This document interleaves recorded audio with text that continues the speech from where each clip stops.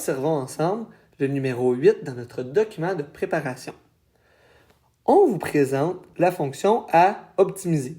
W est égal à 1,25x plus y plus 10. J'aurais très bien pu écrire aussi, nous on utilise d'habitude le m pour maximiser.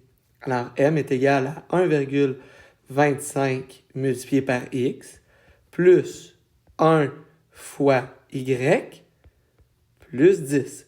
Tu peux te mettre des parenthèses pour essayer de séparer ton problème. Et un polygone de contrainte dont les sommets ont pour coordonnées A, 54 et 65, B, 34 en X et 49 en Y, C, 58 en X et 19 en Y, puis finalement D, 78 et 35 en Y. Combien de couples à coordonnées entières minimisent cette fonction?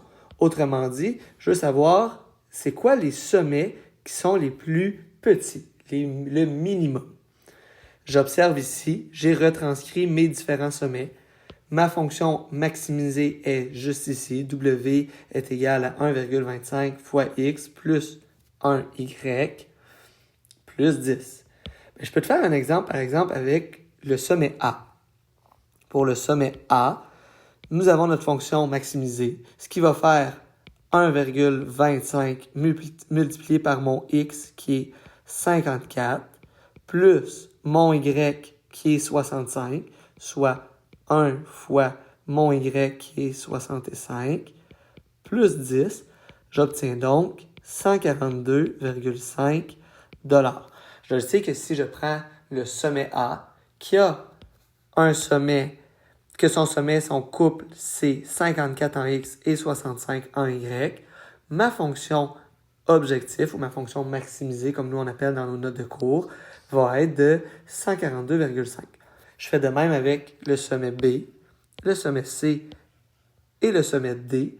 Et finalement, je trouve lequel de ces sommets ou lesquels de ces sommets minimise cette fonction objectif. Fait que par exemple, dans un autre contexte, ça pourrait être avoir le moins de dépenses possible.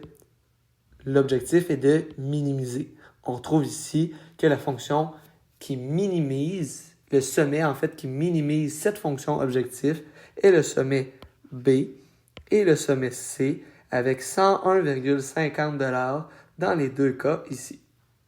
Voilà, c'est ce qui conclut notre numéro 8 de notre document de préparation.